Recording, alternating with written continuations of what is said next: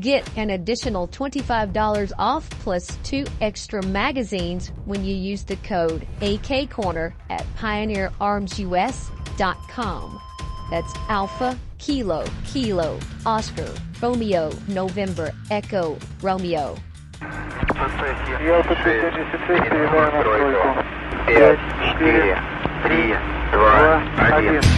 to Season 6 of the Talking Lead AK KONRER, presented by Pioneer Arms Corp USA.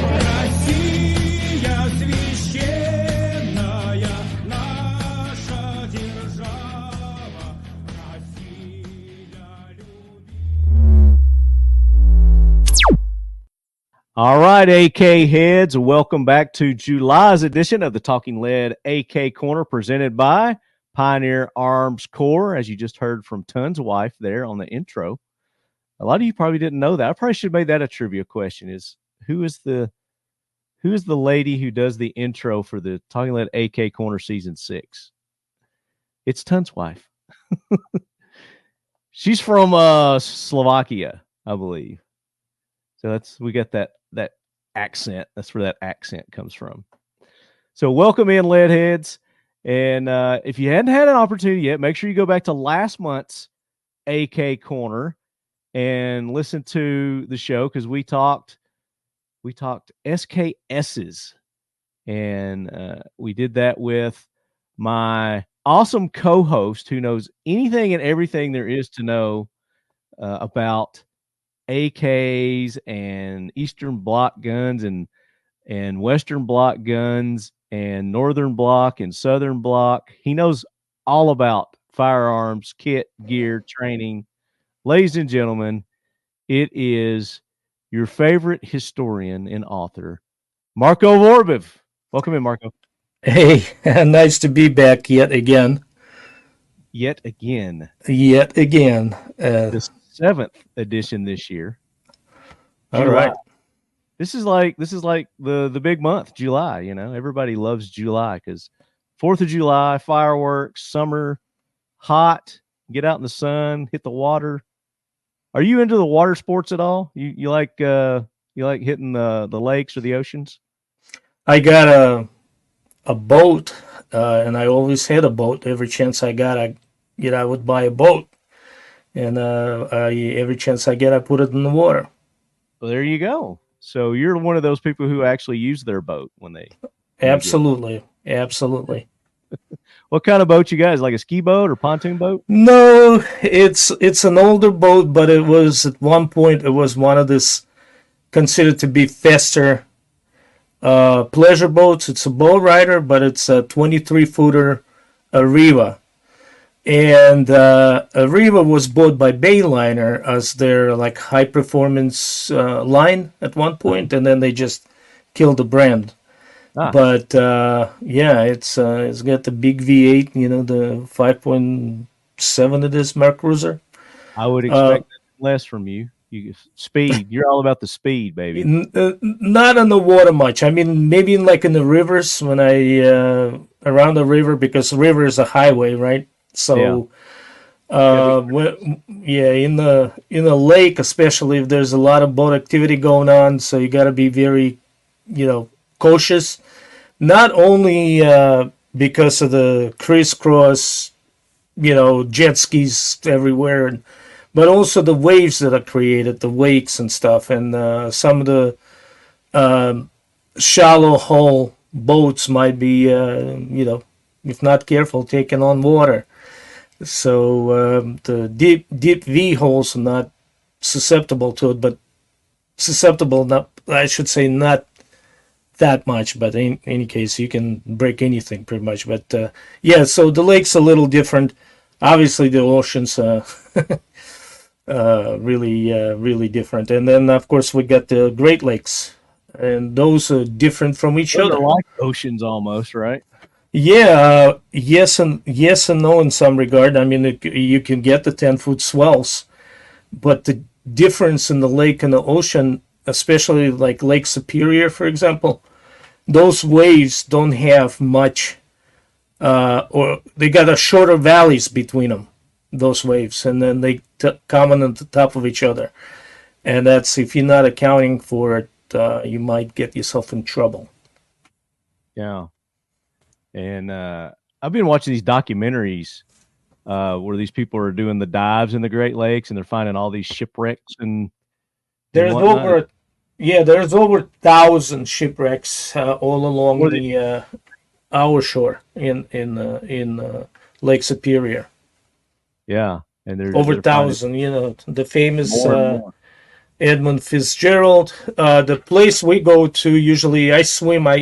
We go there and we spend about 10 days there. We have a property up there, and we usually go to this place called Grand Marais on the Lake Superior. And Grand Marais has a bunch of like trails and parks and things, something that's historic, like log slides and stuff when it was when the timber industry was in its heyday. And so I make a point going and swimming in Lake Superior every year.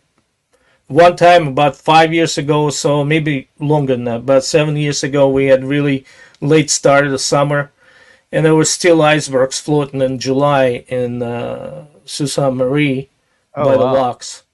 So even then, I go in there and I still swim.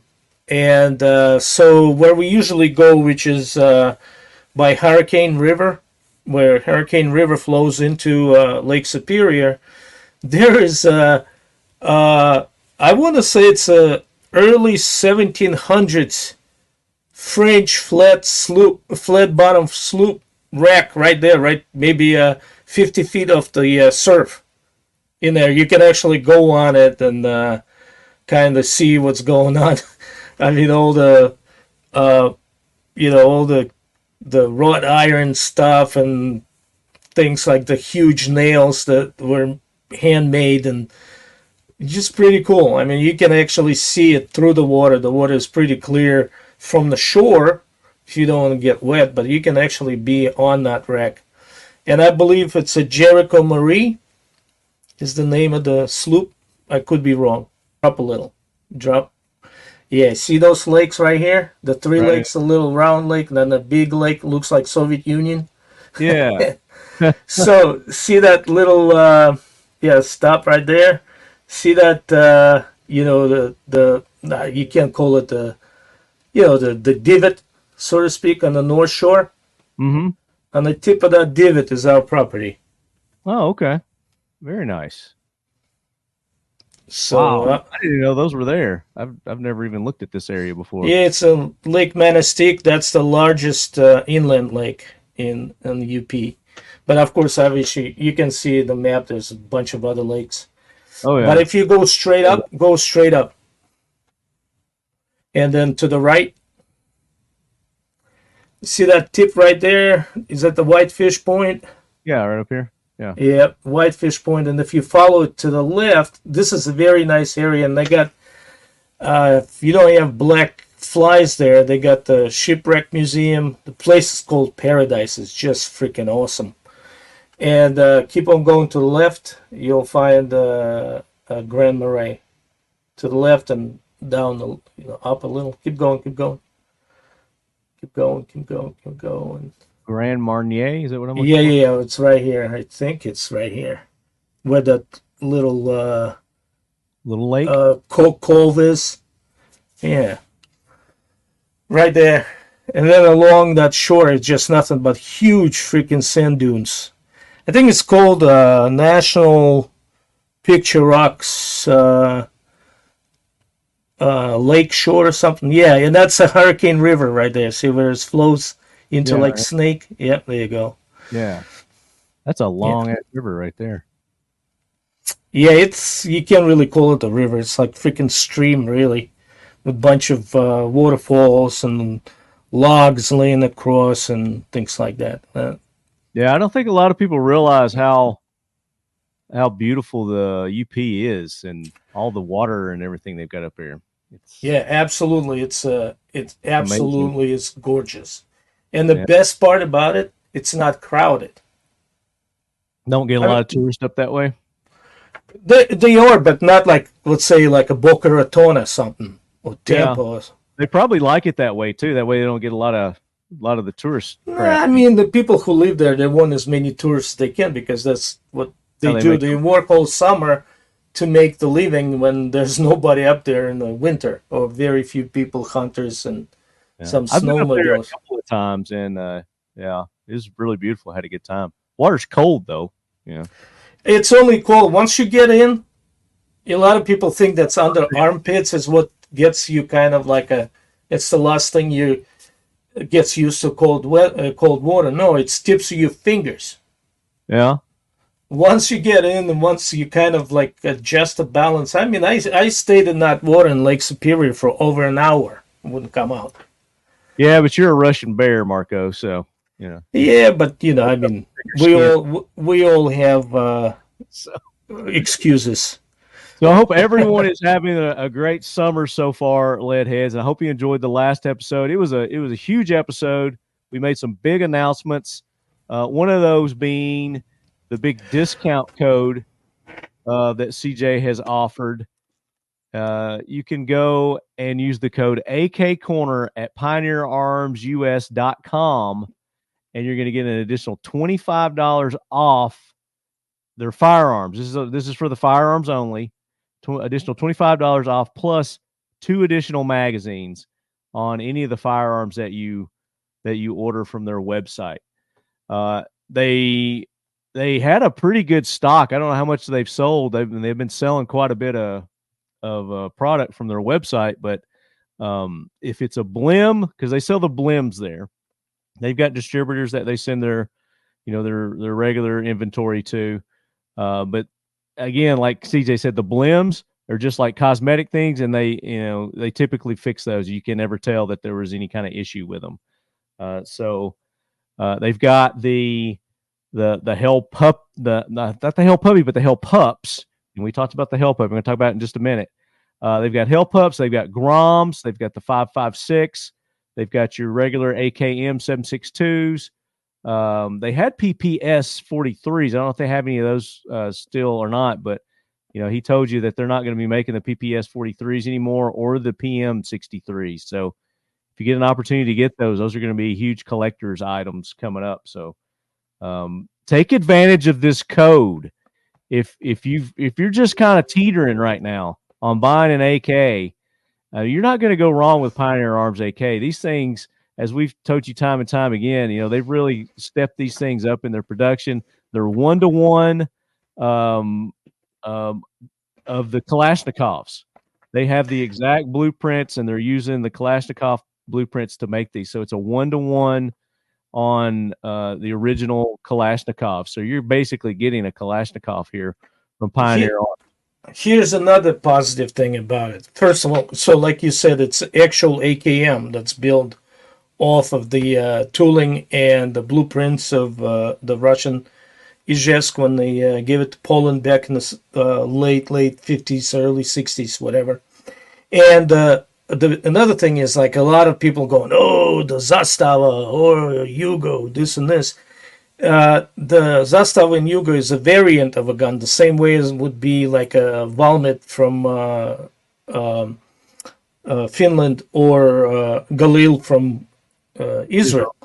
Yeah. So meaning that all of that cottage industry producing the different, the accessories, the furniture and stuff that fits on anything that's been spun off of Russian blueprints, like Romanian guns, East German guns, and this particular Polish gun would fit without any kind of fitment or grinding or whatever. No tooling. Whereas, you have to create a special Yugo subcategory to put anything on Serbian guns or Yugoslavian guns.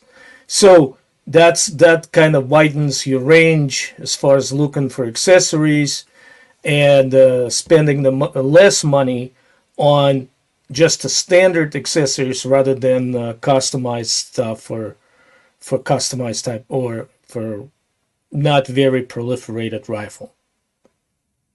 Exactly. So you're basically, like I said, I mean, it's a 1-to-1. AKM. So go get and a lot of people had the problem with them being cast trunnions. They don't do that. They're forged trunnions. I mean, everything's forged now that they use as far as their trunnions go. So also, Marty, since CJ is not here, I'm sure he would interrupt you here, and sure. And I'm going to have to defend him here. He would correct you. Okay. He would say it's not 1-to-1. It is an AKM rifle. Sure. Yeah. All right.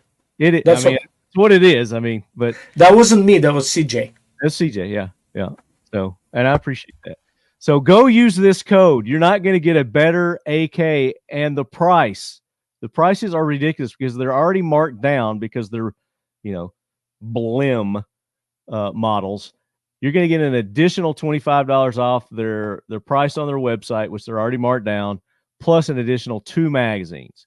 So go while supplies last and get those. And they're constantly updating the site as they get more inventory in. So if you're not seeing what you want there, just shoot them a message and tell them what you're looking for, and they'll let you know if they've got one or if they got one coming in, they can get you one. So take advantage of this now because, again, prices are only going to go up on AKs. We're seeing them go up.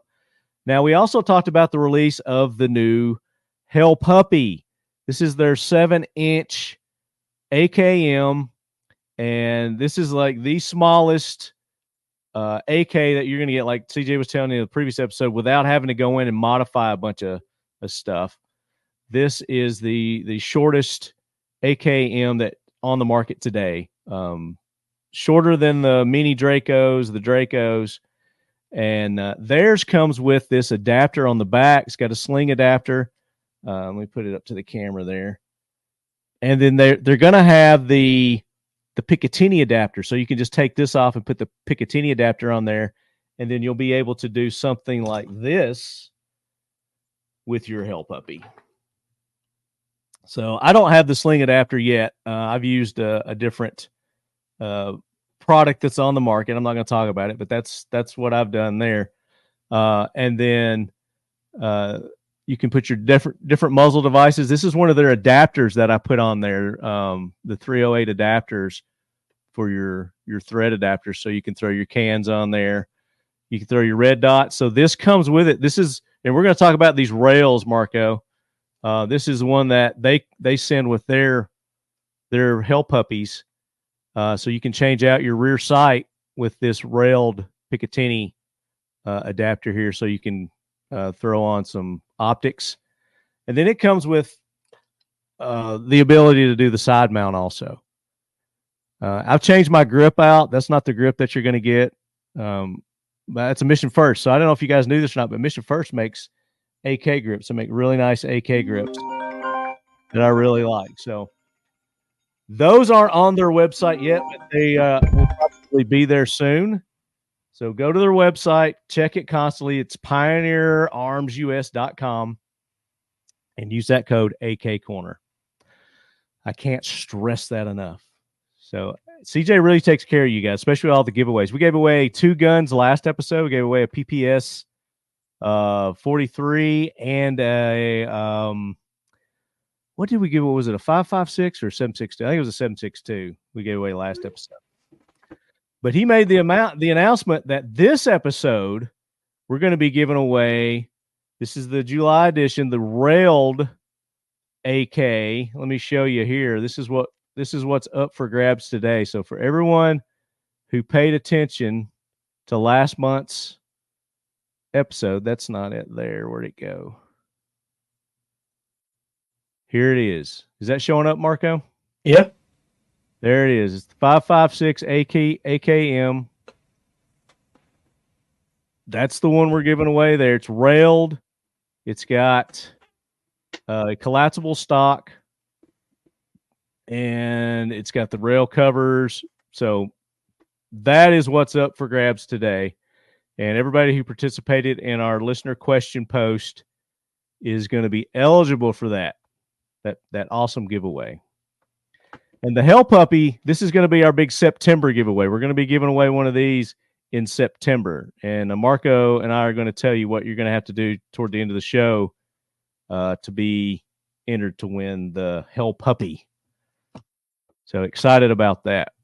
This episode, Marco, we're going to be talking about gear and how people should properly gear up and what kind of gear they should be looking at and investing in. And we've got a lot of listener questions, a lot of participation, but we'll get to those after we get Marco's take on properly gearing up. Introducing our new belly band holster. Whether you're hitting the gym or running a quick errand, our belly band is one of the most comfortable and safest ways to carry your firearm.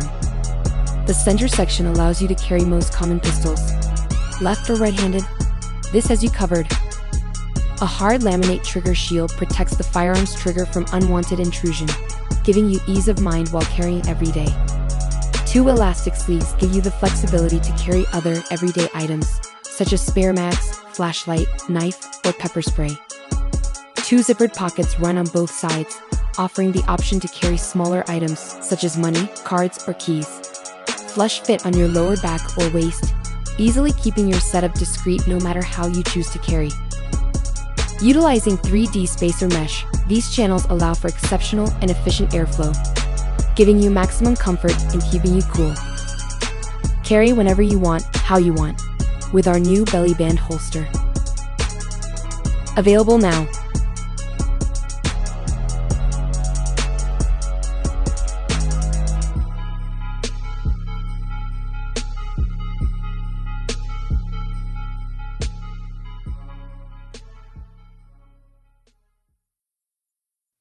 So, Marco, I'm going to turn it over to you now and let you educate our audience.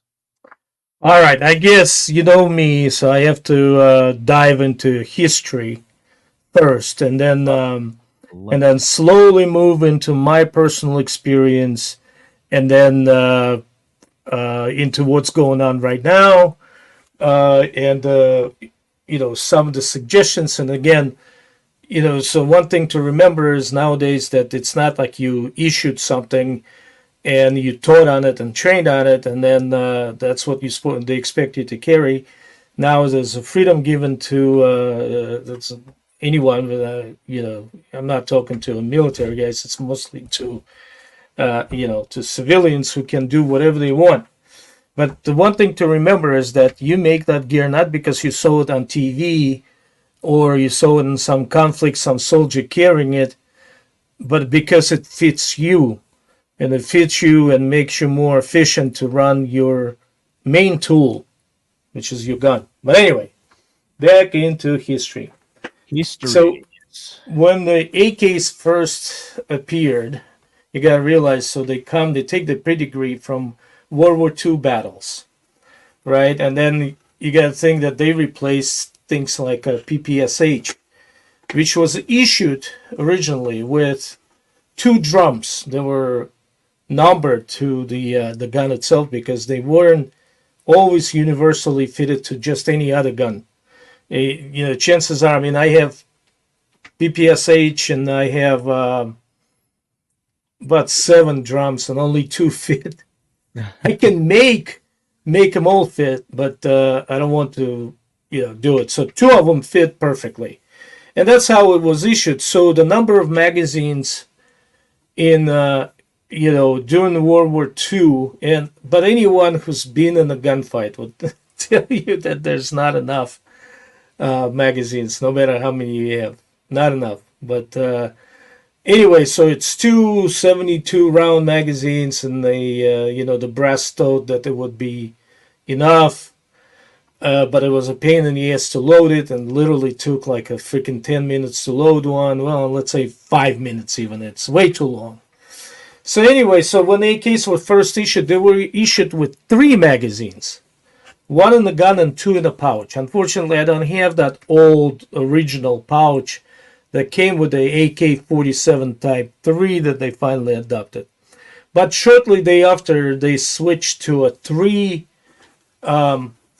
cell or 3 magazine pouch, like something like this, right? So we have 3 magazines in there, Then we have accessory pocket that is, in my case, has the cleaning kit in. Oh, okay. Yeah. But we remember that the original AKs with wood stock had that spring-loaded trapdoor. So this could have been used for other things, like let's say detonators or something.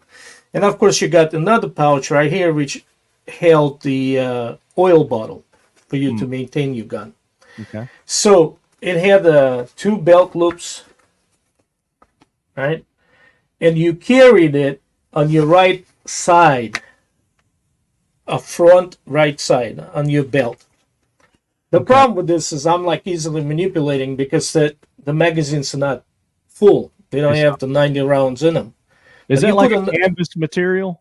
Yeah, it's a canvas, kind of rough canvas material. Yeah. It's durable. It would last you for a long time. The leathers, the little toggles will wear out probably before the actual canvas. Russians always knew how to make canvas stuff. Yeah. But anyway, so, and it's even double enforced on the bottom, you know, so that's kind of maybe protected from moisture or something like that. Yeah. But in any case, the problem with this I mean, I have no problem carrying this actually. And but the biggest problem with this particular one, this is Marines, for Russian Marines issue, you know, black toggles and things like that. Yeah. Is that if your belt is not tight, or if it's you know, one that's like a lot of times the Russian soldiers prefer the leather belts versus that ersatz leather, you know, it would always slide to where the twinkle and berries usually reside. The twinkle and berries. And if you run, especially if you run, I mean, that thing inadvertently will go over there and it would bounce like this. Yeah. So it's like, and none of you are issued the standard issue, military issue, boxing groin protector. So, but anyway, but originally though, because you had a grenade pouch holding 2 grenades on the other side, and bayonet hanging off a belt. The belt was a utilitarian thing that actually was issued originally with suspenders. Again, made out of rubberized canvas. Appears like a leather type thing, but it is rubberized canvas. Yeah. And of course that helped a big deal. So it kept, so it would be connected between these 2 loops to your belt, and it would prevent it from sliding anywhere, keep it in place. Some of them were actually issued with the little metal loop right here in the back where you would thread your suspenders, white suspenders, across it. White suspenders, of course, were excellent, but they were dying at the time I was in the service. And the reason for that is because it's like, you know, you're supposed to attach your canteen, your the little food pot and stuff to it, to your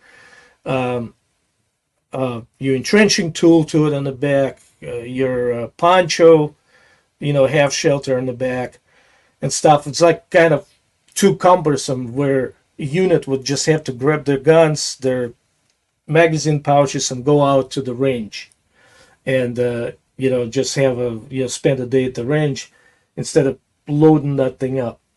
But in any case, with the onset of with the introduction of AK-74, this pouch right here changed. So notice that it's kind of like thicker. The fabric is a lot softer, so it's easier to manufacture.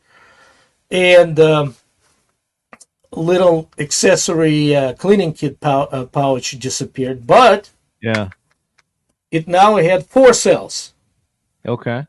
And if anybody is watching it, can right away tell me that I'm full of shit and there's no 4 magazines in it. It's supposed to be still three magazines in it, but the 4th pocket was supposed to have a 3 stripper clips full of rounds on it and a spoon, for which it's got a special pocket. And if you could see the stitching right here, see it? Yeah. That's where your empty stripper clips will go after you're done loading it, a magazine.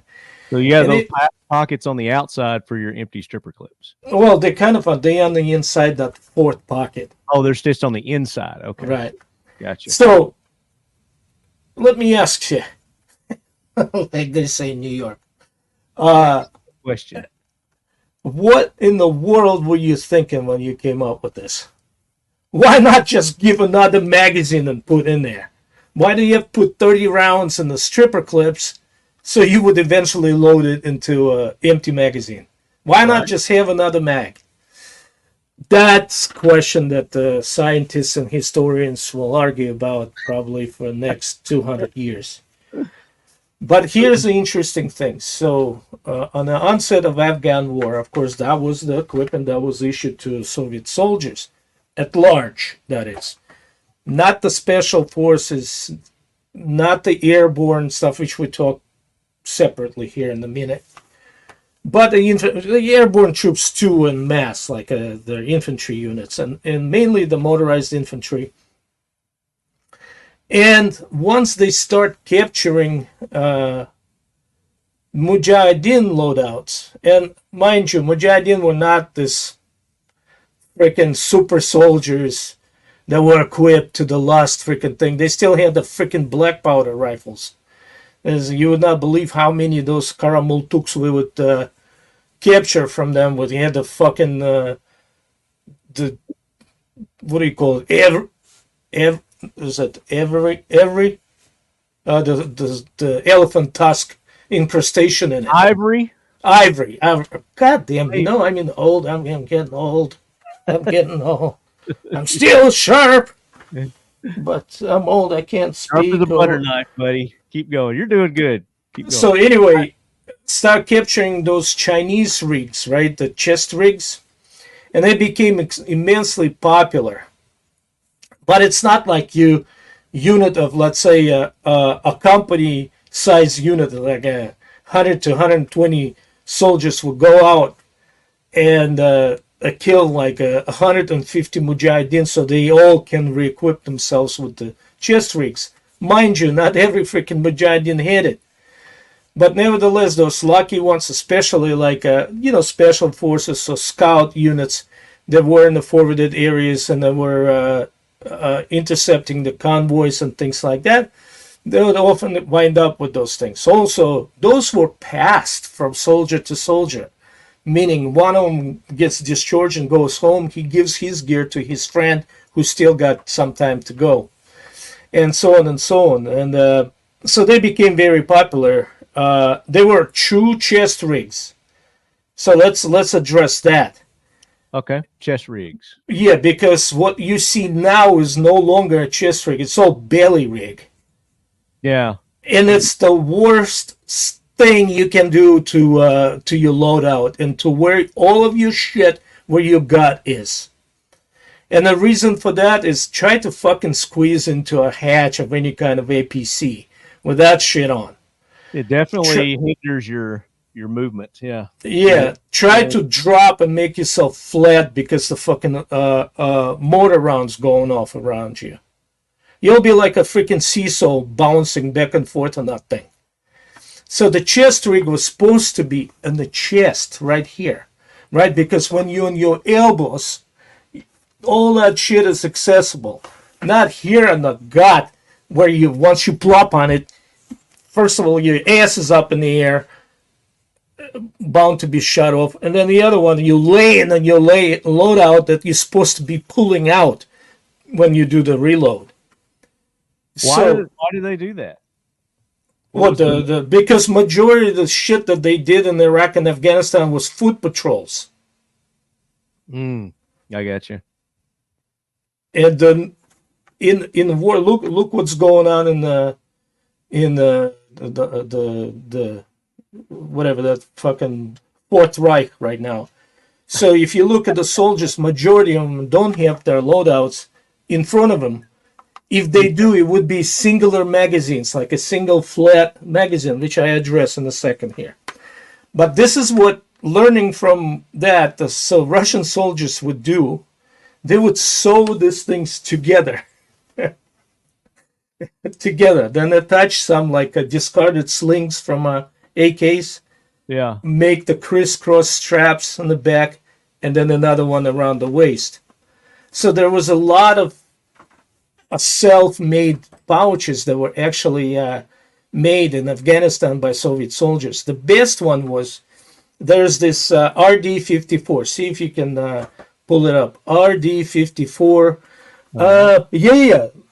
Well, this is a good example of a guy that's some kind of reenactor or something, you know.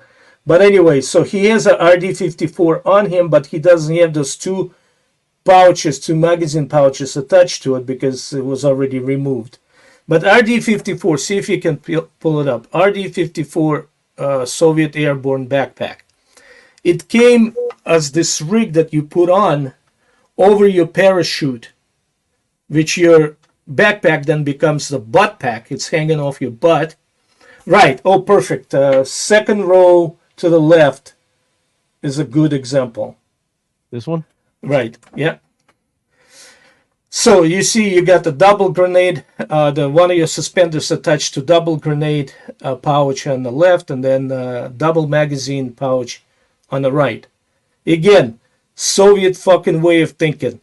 Two magazines, one in the gun, two as a spare magazines. What the fuck, they say. But anyway, so people will take those off, right? Yeah. Then find another discarded one or steal it off somewhere, and then they sew the two magazine pouches together, making it the 4-mag pouch. Then they sew the two grenade pouches to its side, on each side, and then slings and straps or whatever to make it into a proper 4-magazine chest rig with 4 grenades, sort of mimicking the Type 56 Chicom chest rig.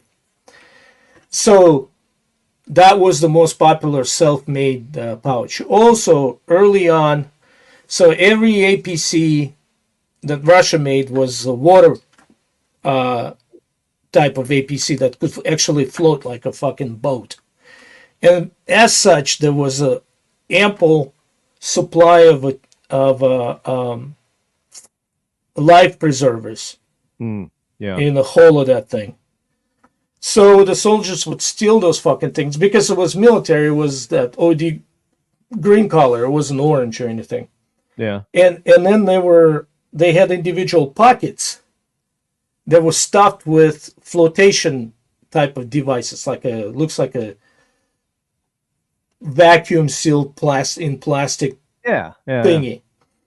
So they obviously caught them, took the things out, and it fit magazine just right. So they would make those things like a load-bearing vest. Chest rig out of their life preserver vest. Exactly. That's so awesome. That was done.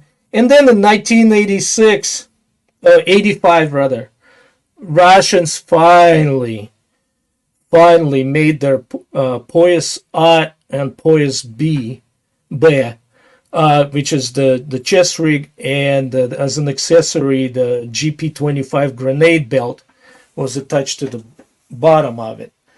And they made the first, it carried, let's see if I remember right, I believe it's carried 8 magazines actually. And what was it called? It was called Poyas. Poyas means a sash or belt. Spell that. Poyas. P-O-I. No, P-O-Y-A-S. P-O-Y. Got it. Poyas A and Poyas. Here we go. Poyas B. So here in the chat. Anyway, and you can probably find it. Let me. Yeah, I got it here. Oh, you got it? Yeah. So they made that, and by the time I arrived there, which was the fall of late, like in November October of 1985, I was already issued one. Is that it? Yep, that's a Poyas A.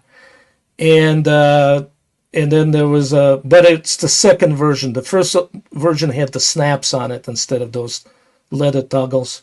The little tabs? Okay. And see those two on the bottom? That's where you attach your Poise B if you were a grenadier with the GP25 grenade launcher.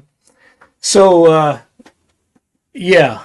So was still to be considered a chest rig because you wore it high up in the chest. Yeah, it was a 6 mags, not 8 mags. 6 mags, sorry. But they were double stacked. And at that point, they were kind of getting a little weird because, you know, you have this stuff that was sticking out, you know, 2 magazines. And here's one with the snaps. Oh, yeah, there you go. That's the one. Hey, hi, hello, remember me? Hello, old friend. Yeah. But they had a few things. They had like, see those, the flares, the spot to put the flares in. Yeah. And you carried your IFAK in one of those grenade pouches and things like that. So, yeah, that's the one. Padded. It's got nice you know, I mean, it wasn't like the what the modern people do now. They like do research, and then they have all kinds of resources available to them. But in a hurry, which took them like 5 fucking years.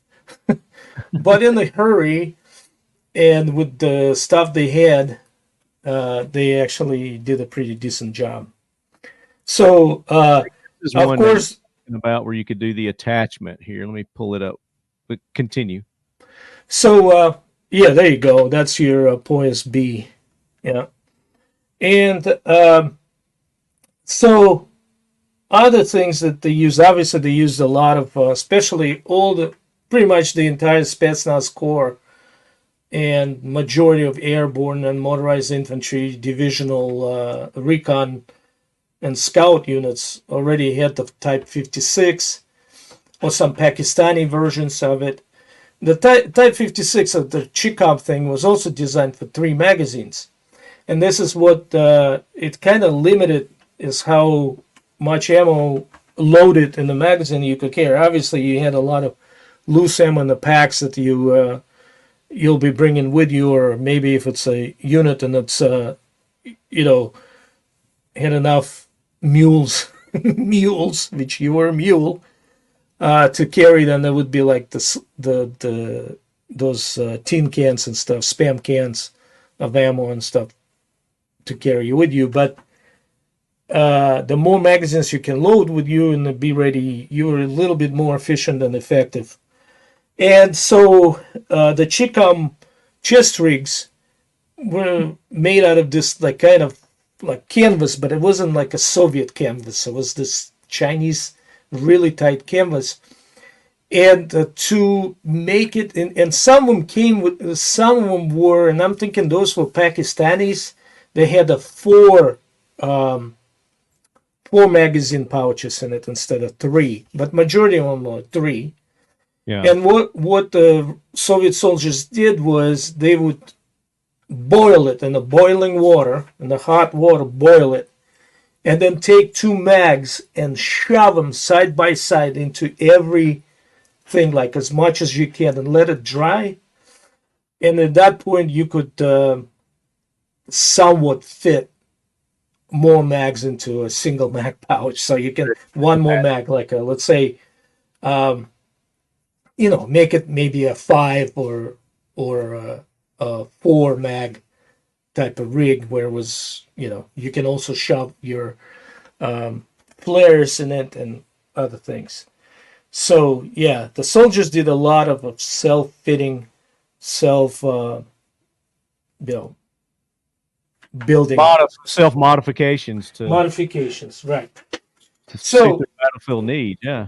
But so out of that comes the whole, yeah, there you go. That's a 4 magazine pouch. But out of this comes the whole culture of chest rigs. And the Soviets kind of solved the issue by the 1985, and then start issuing those modifications, the Poise I, Poise B, to their soldiers, but not to regular infantry guys, but those like a storm, assault guys and Spetsnaz. Specialized units.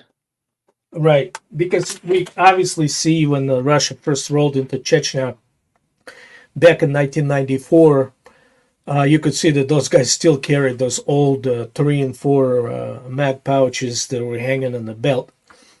But at that point in the 90s, a lot of commercial entities started to participate, and saw the chance for them to make money in doing,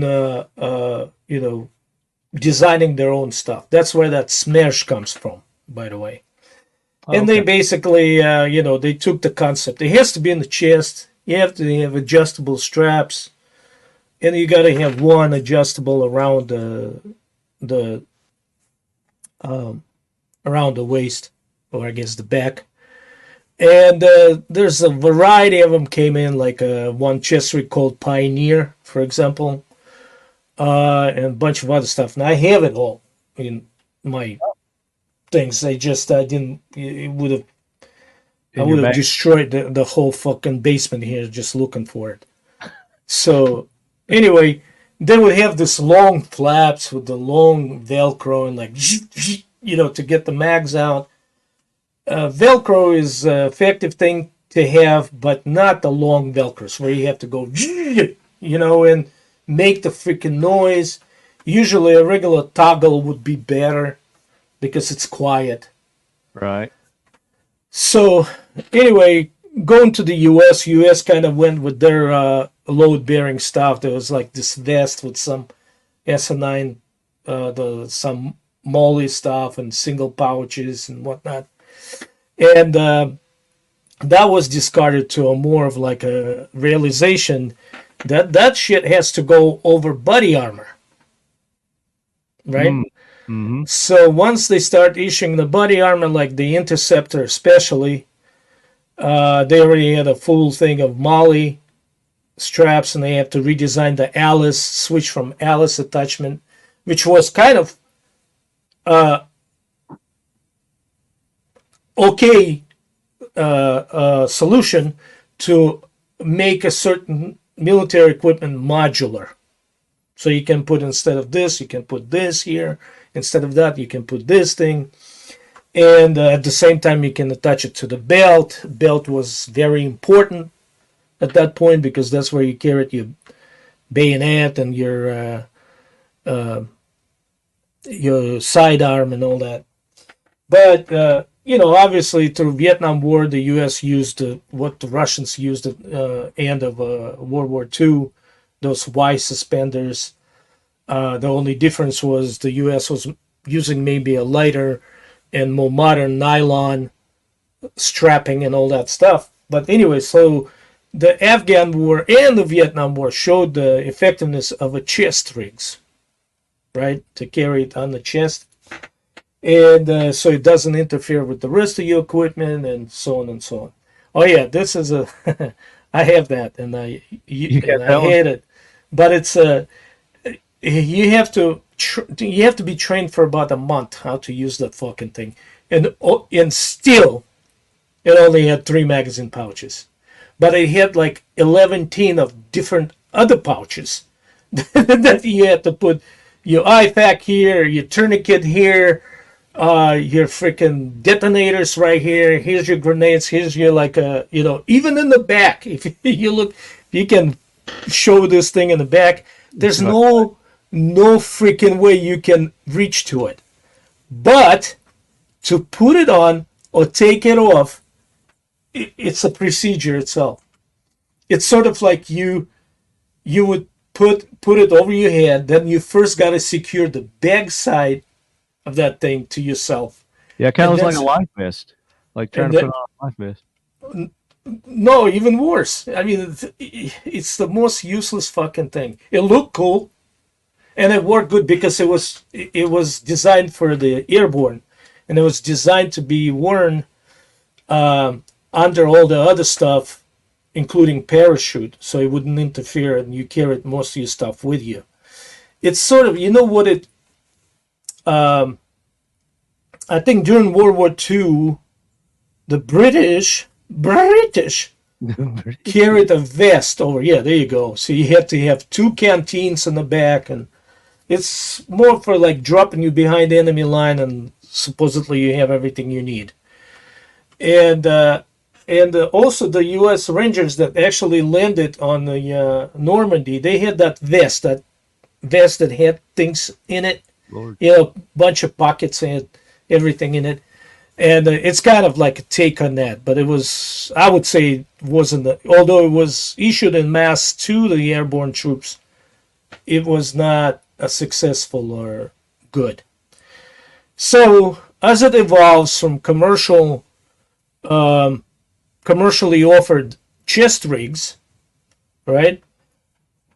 U.S. industry, which is full of great innovators and designers, and it has a full access to range of materials, start to produce stuff. And one of these guys that, I mean, there's obviously the Chinese, like Condor and UTG, something else, all this Chinese stuff. It was just, it's Chinese stuff. But there's a guy named called Bees Combat Systems. And he makes this thing. And of course, this is kind of loadout that I kind of built together, but it's narrow, and it's 1 mag per pouch. It's 5 magazines. It sits high and it wraps around your chest right there where they're all accessible. Of course, I built it differently. I actually ruined it. Not ruined it, but made it better for me. And that's next chapter in our discussion here. But anyway, so it sits high. Can you tilt the camera down a little bit? Or is it not, or stand up maybe? We can see it.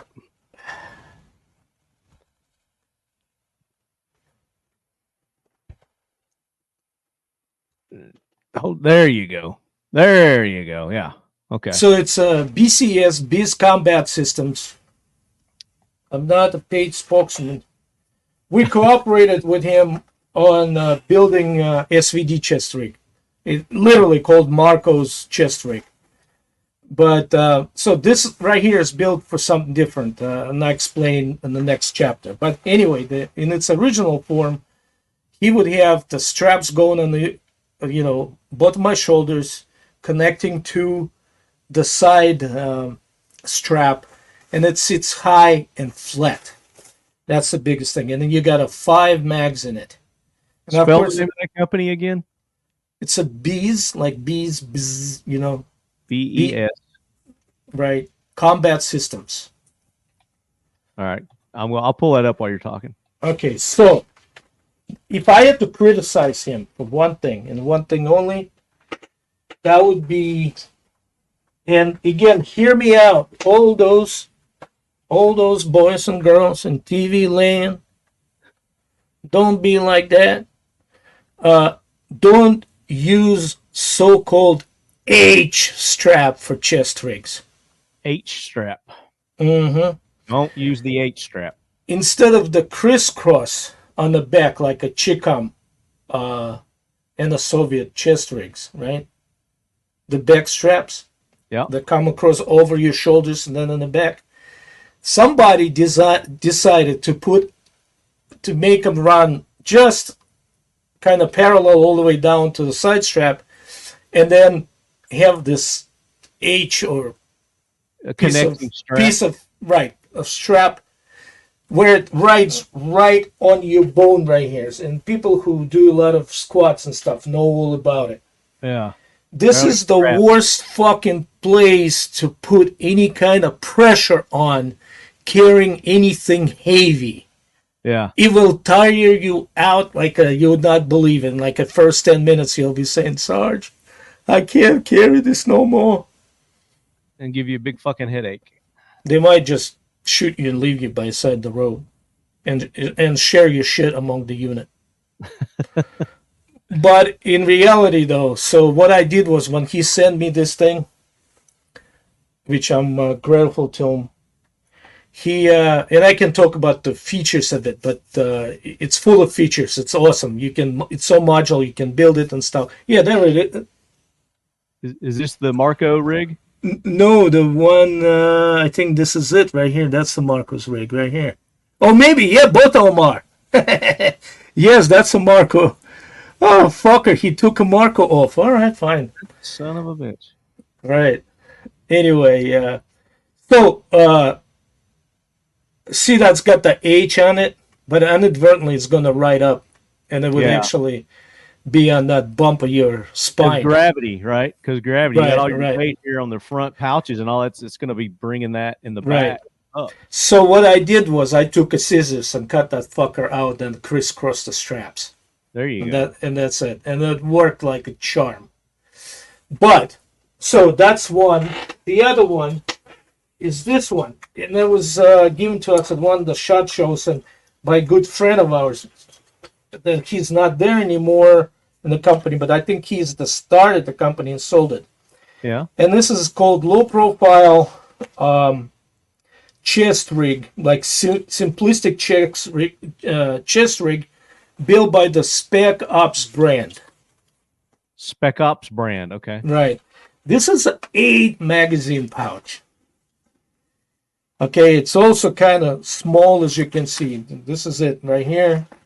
It sits high again. Again, it had to be modified, but what he did was he installed a little, he has a proprietary strapping that is only gives like 10% flexibility right here. And so he built it into straps, which kind of like maybe helps you if you mount an antelope and jump from rock to rock and stuff. But in any case, so this is the rig, and again, I turn it into something more useful. And so you could see the IFAC is here. You got the dump pouch, and I explained to you why I did that and for what purpose. Definitely, if it was just a chest rig, none of the shit would be on it. Just the magazines. Right. But next chapter. Next chapter. All right. All right. So and Spec Ops makes that one? Yes, Spec Ops brand it's called. Okay. I tried to find them, and this is what came up. It was on Spec Ops brand. You got to add brand to it. Okay. I can't just find the label on the thing. Maybe I already cut it off. Spec Ops brand. Did you find it? SpecOps.us. Looks like this is it. It could be.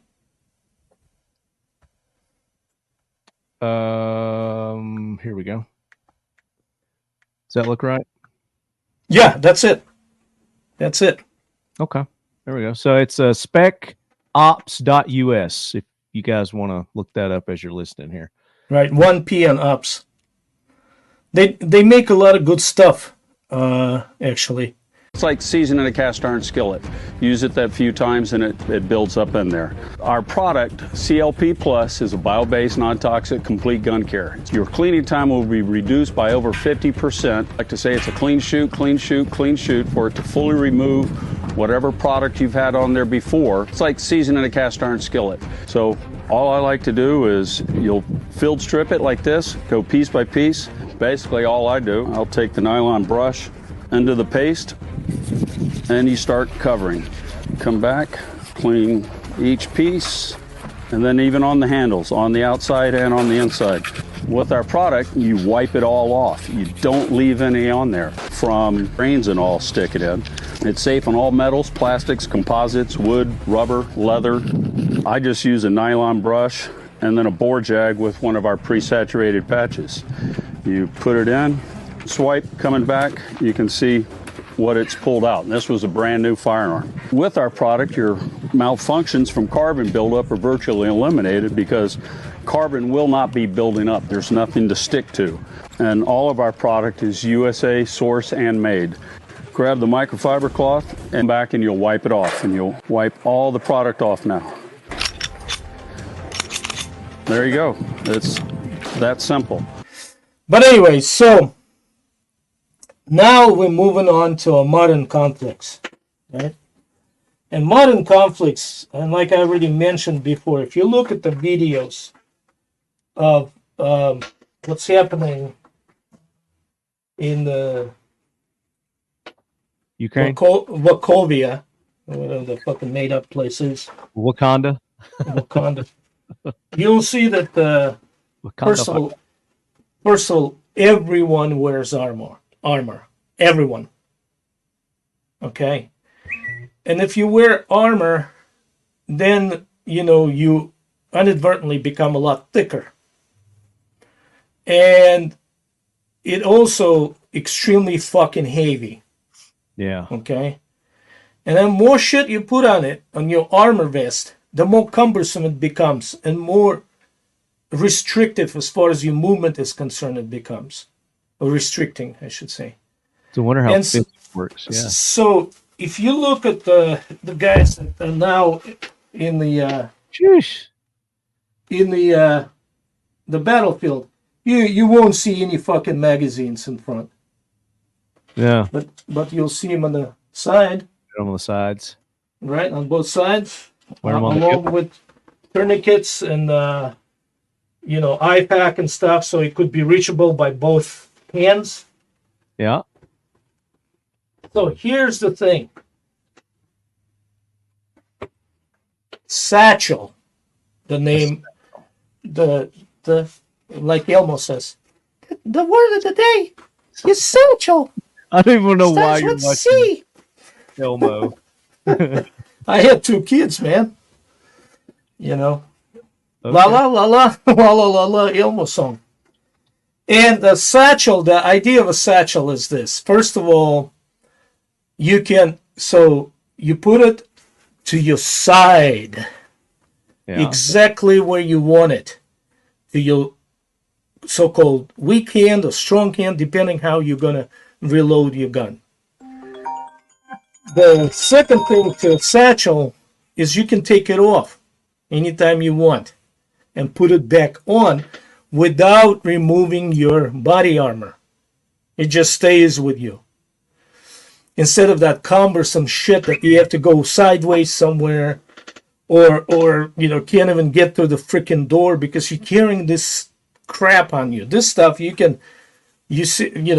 it a certain way on you when you, let's say on foot, you sit down in the car or truck or whatever, you can shift it to your gut so it doesn't interfere with you sitting, and so on and so on. It becomes a separate bandolier, if you will. I mean, you guys had those things.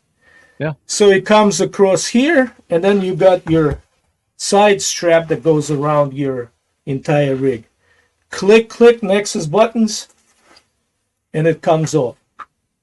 Click, click back in, go over your head, and that's it. So you can modify. The beauty of this setup is you can modify it. That's what I did with both. The Spec Up is now a satchel.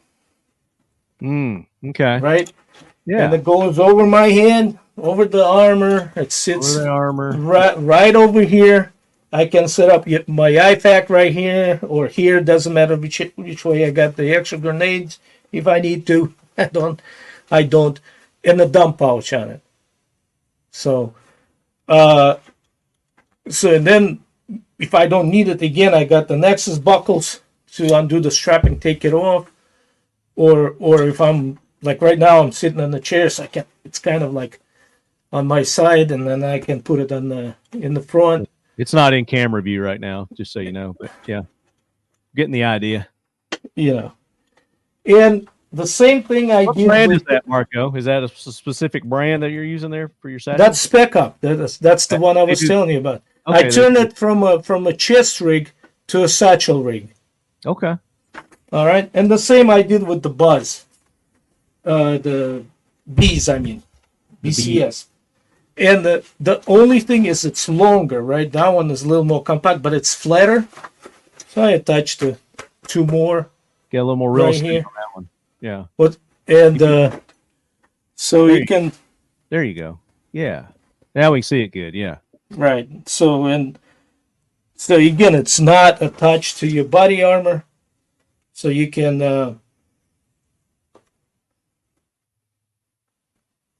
You know what I mean? You're more flexible, more you can adjust it as the situation dictates. It's not fixed that way. Yeah. A few years ago, my older son, who is works for OSC and stuff, he gave me a gift. Well, and when I opened it up, I was like, "Wow, Brendan!" And this is a low profile 3-mag, right? Satchel rig, whatever. Satchel rig. Yeah. Right here that can go under you, like if you have like let's say Hawaiian shirt or something over, you wouldn't even see it. Or a winter coat or whatever. Yeah. Right. It's made by UW Gear. UW Gear. Okay. I warn you, it's worth it. It's awesomely built. It's just unbelievable freaking thing. And the beauty of it is, you already have your little loadout. It's like an additional 3 mags that you can throw over your body, over your head and stuff, and have it. Here they are. UW Gear right here. Right, there you go. Problem, though, is he usually sells out a year ahead of time. So, I mean, there's a huge line. That was the AK-74. This is AKM, the 7.62 rig. I have them both. Totally worth it. But let's say you put in an order and he says your order will come in 6 months from now. Right? He does chest rigs too, by the way. Again, see that H strap? Get rid of it. Make it an X strap. Basically cutting it off and then swapping crisscrossing the straps. And then you say, okay, well, but what do I do meanwhile? Right? And this is what you do meanwhile. You take the two placards, stagger them a little, right? Stack them. Attach G rings to your molly stuff on the back. Get your camera bag strap, and then attach your other strap to other G rings, so it goes around your body. The waist. And it's basically so you build yourself 6 AK mags, and it's a satchel, and it costs you in DRMO, whatever, where you go to local military base and pick up these things for $5 a piece or whatever. Yeah. You already have a strap, and then you make it. Nice. Here's another version of it. I like that. You improvised. Yeah. Well, remember the whole story about how the Russian soldiers did it in Afghanistan? Yeah. The needle, thread and needle. Here's a United States Marine 4-magazine pouch. This is Polish PPSH strap, where you can do whatever other strap. And this is your additional bandolier. Yeah. And then, so easy. It's there, your fingertips in a way. And then I just won something on one of those gun auctions, and it came with that gun. It came with a gun? Yeah, this thing. It came with a gun? Yeah, it was like a part of the auction, like a lot. Oh, okay, I got you. It's a six. Yeah, it's like a 6-mag mag pouch. It has a handle already, a strap. The only thing that's missing is the strap that goes around your waist, and that's important to have that strap so it doesn't, when you run, bend over, or whatever, it doesn't slide. It stays in place. Yeah. And the tighter that strap is, the better it is. So basically what I'm saying is this. So what I showed here and what I said, well, I do this and I do that, all that for illustration, because I don't fight wars anymore. And I don't really need it. But, but I do train people. I, write articles, and I need some, ambiance, and so on and so on. But it's a function. When I do something like this, I'm building into functional stuff. So if, in fact, it's going to be used, then it needs to be used properly. And the idea is to remember is to figure out how you operate, how you work, how your body works, how you, which hand you use to, what is this, like the terrorist.com website? Terrorist.com. What the fuck is that? But anyway, so I'll just carry on. Yes. How your body works, how you reload your gun. Two things that I'm going to say about the reloading the gun. If you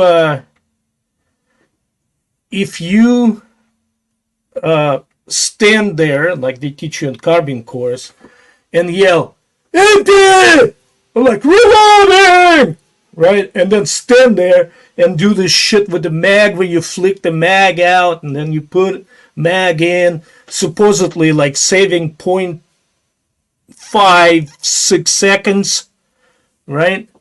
Then after you did this, you do this, go underneath the gun using your thumb to recycle your gun to load next round, the thing in.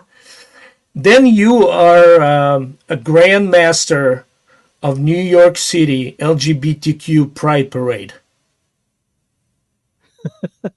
Okay. Also known as a rotten tomato, potato, whatever. But so don't do that. All you boys and girls in TV land, don't be like that guy. Don't do it. Make as soon as you go click, you make yourself as small as possible. If there's any kind of whatever, dumpster, barrel of some sort, like a 50-gallon drum, corner of the building, duck under it, behind it. Then you reload your mag. Then you cycle your gun properly by tilting it on its side and using your hand where you can control and cycle it. Or use your right hand if you're right-handed to cycle it. Then you continue. Okay, because as soon as you go click and you stand there, you basically make an awesome full-size human silhouette target. But anyway, so don't be grandmaster of Pride Parade, and do it correctly. All right. There you go. Then so build a rig the way you can, the way it works for you the best. Carrying the shit around your gut is not a good solution. If you're like me, especially like an older guy that's starting to kind of shrink but grow in one particular area, which is below your nipples, adding 6 more inches to that fucking space right there is gonna make you not faster operator, but the cumbersome one. But since it's already a shelf there, put your mags on the shelf and bring them up a little. So this way, if you your advantage, right? Right. If you so know your body, know your gun, know your gear. So build it to the way you can do it. And I'll just show you a few cheap ways of to build something out of surplus shit that's laying around, and then make it an effective piece of gear. Also, another thing is, don't try, once you yank the mag out of the cell of those modern pouches, don't try to put the empty one back in it. Don't try to throw it away, because you're going to need it to reload it again. Because there's not going to be a black hook or some other freaking helicopter gonna constantly be dropping ammo drops right behind you as you advance. Mm-hmm. So have a dump pouch. Pouch. Yep. And have it somewhere where you can just put your empties and shit in there, and then carry on. So that's my spiel for today. That's your spiel. That's a good spiel. So I think we get into listener questions. That's probably going to bring out some other topics for us to kind of to get into when we're talking about gearing up. So why don't we just go ahead and do that then? And I'll bring up the grams. So I made a post like I do before every episode. And this is how, again, one of the ways that you can participate and get in on our giveaways. And as I said, this episode's giveaway is huge, and it is a 5.56 railed 5.56. It's got the metal Picatinny rail, so you can mount your optics and your lights and all your cool things that you like to mount. And then it's got a collapsible buttstock, adjustable rear buttstock on it too. So 5.56. Those are hot right now. People are liking their 5.56. So the only reason why they like them is because 5.05 ammo disappeared. However, ammo brings the brand new manufacturer, sporting, hunting, whatever. Yeah, I mean, if 5.45 were more accessible and we could get it and at a reasonable price, then then they would be more 5.45s out there. Yeah, so and that's the only reason why 223 AKs became really one of the best selling AKs right now. So because the ballistics on it is, if you look at this graph right here, so and then move on to the next one, it clearly illustrates. I'm just fucking. This is a Hornady stuff. All right. First question or comment. This is from Snuggly Spetsnaz 04. Okay. I imported an early gen SBRUYA partisan that I use for both my KP9 and my PSA AK. It is addicting. And she sent in, and this is Snuggly Spetsnaz.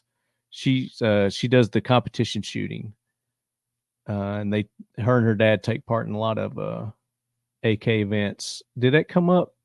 It hasn't come up yet. Here we go. There it is. That's her wearing her. And how do you say SBRUYA, Marco? Is there? Hang on. What'd you say? SBRUYA. Oh, Zbroya. Okay. It's just a model. Zbroya means, in Russian, that means something that, it's two meanings. One, Zbroya, it's something you put on the horse, like the horse bridle, whatever you call it, and all the harnessing, right? Yeah. Also was referred to the soldier loadout. Okay. Zbroya, yeah. Partisan means partisan, like a guerrilla, lives in the forest, hits the Wehrmacht convoys real hard and goes back in the forest. Partisan. Okay, very commendable. Very good, very good. See, that's one example which kind of underlines what I was saying. This lady found something that works for her, or maybe it didn't work in the beginning until she started training with it, and now she's saying it's addicting because she mastered it. That's her rig right now. And to switch her to anything else or try to force something else on her would be totally be uncomfortable for her. I'm looking for something a little better, like politically incorrect. or travesty, or something that is dumb, DUM. Wouldn't be doing her any anybody any favors, Yeah. you know, that kind of stuff. So it would get completely wrong. So she found a rig that works for her, for what she does, right? Which is competition, which is, you know, different than, let's say, in assaulting a stronghold. Yeah. Or doing something else. So there you go. Good example.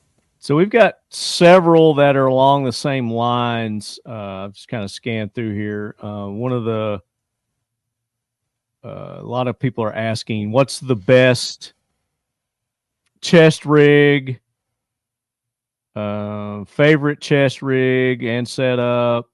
So B's combat systems.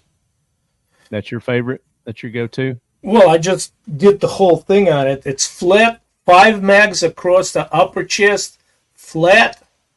The only negative thing I would say about it, get rid of, well, modify the H strap on the back, just simply by cutting it off, and then on the back switching the buckles, making it the X strap. Crisscross. And that's it. The rest of it is, it's flat, it's up around your chest, it's not cumbersome. Well, then again, I got a wide chest, but it's good. So BCS, I only met the guy once. We cooperated on the SVD rig years ago, like let's say 8 or 9 years ago. But as far as I'm using his product.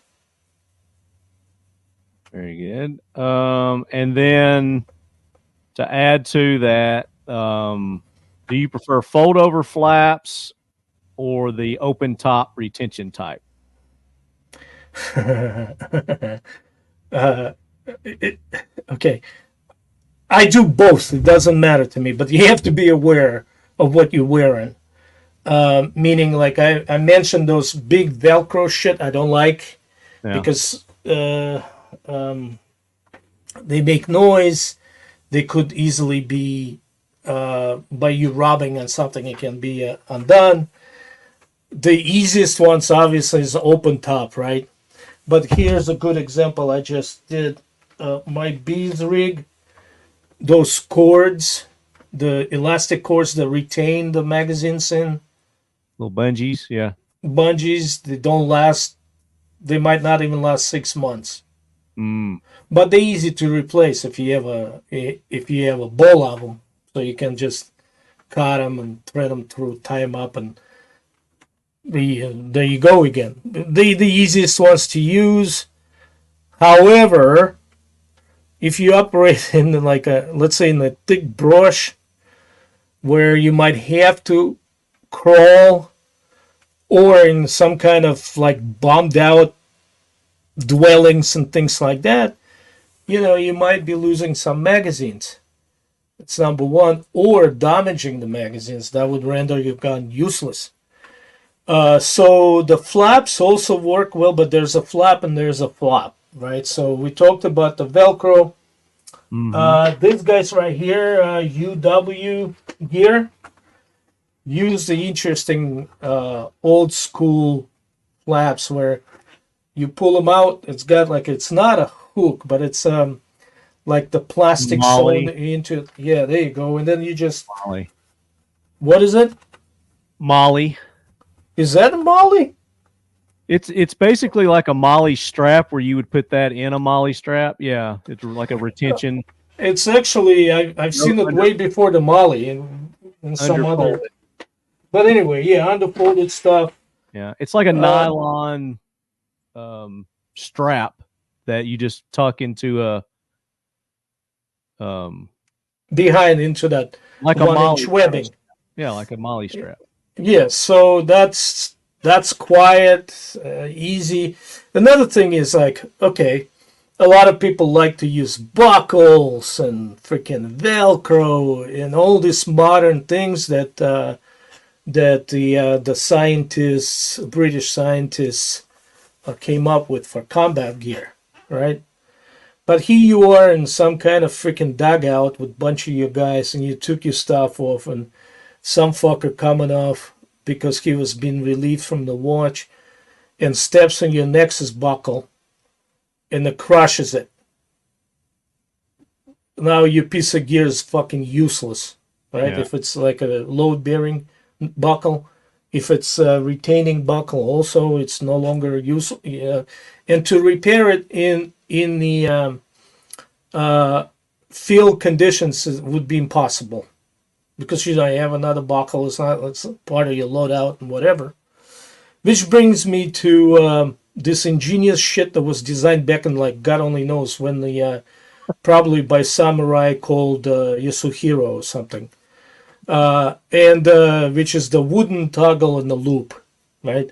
The Chinese chest rig, right? You tear that thing off, you take a twig, your knife, you wheedle it out, put it back on, sew it back on. You know what I'm saying?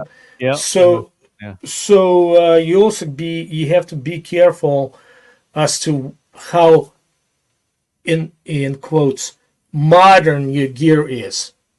Like, somebody was like talking to me. It's like, look at this and this. Yeah, he came up at the end. He came up with an awesome sling.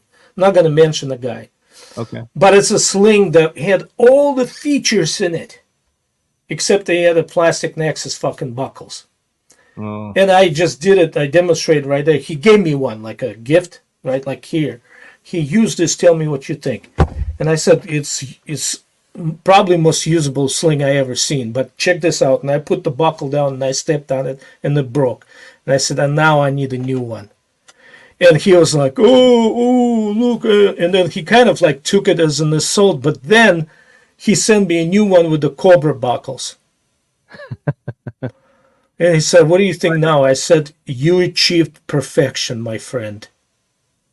So, you know what I mean? So you got to be careful as to what materials or devices you use for your rigs. And so the simpler it is, usually the better it is.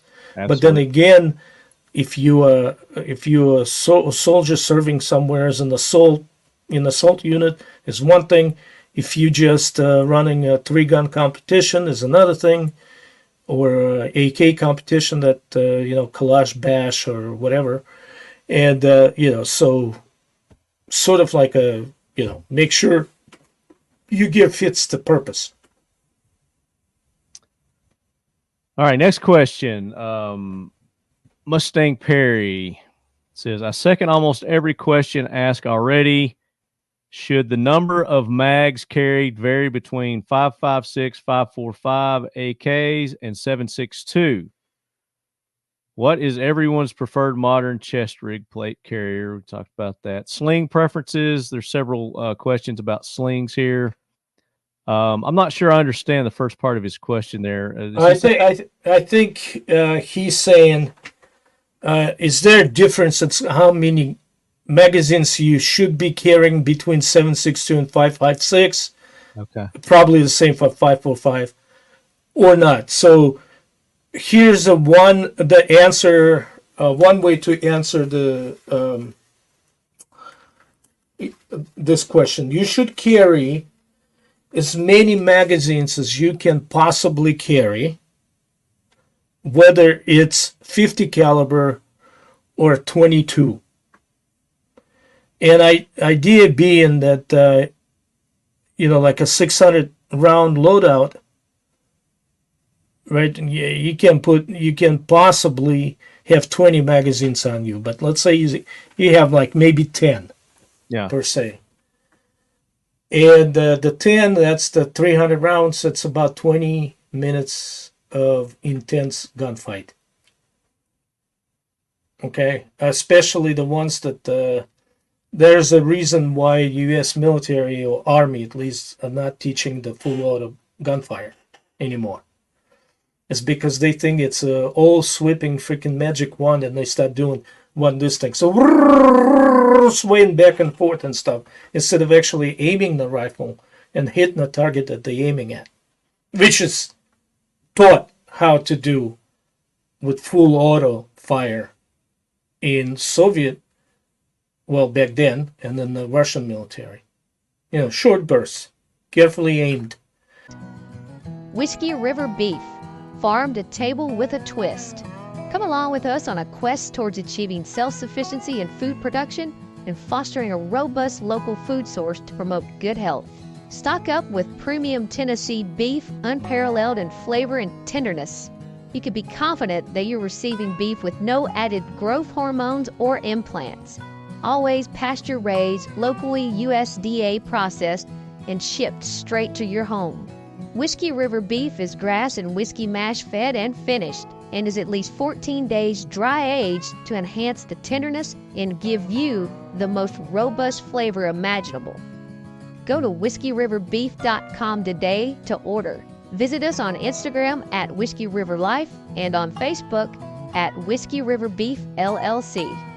Whiskey River Beef is a proud sponsor of the Talking Lead podcast and the Leadhead Brigade. But in any case, so you want to carry as much as you can carry, I guess, without cumbersome, what's the word I'm looking for? I'm trying to say. Hindering your... your movement or jeopardizing the mission you're on. There you go. And the advantages of 545 or 556 is because in average it weighs 30% less. I'm sorry. Yeah. So you can take either more ammo with the same loadout, the weight wise, or you'll be just that much fresher when you arrive where you're going, not carrying that extra shit. But number of magazines should be the same. It doesn't matter what caliber. As many as you can carry. All right. He's got some more. We might come back to the rest of his. Austin Whalen, do you have an AK-specific kit? He does not have an AK-specific kit yet, but when I do, my main focus would be mag pouches.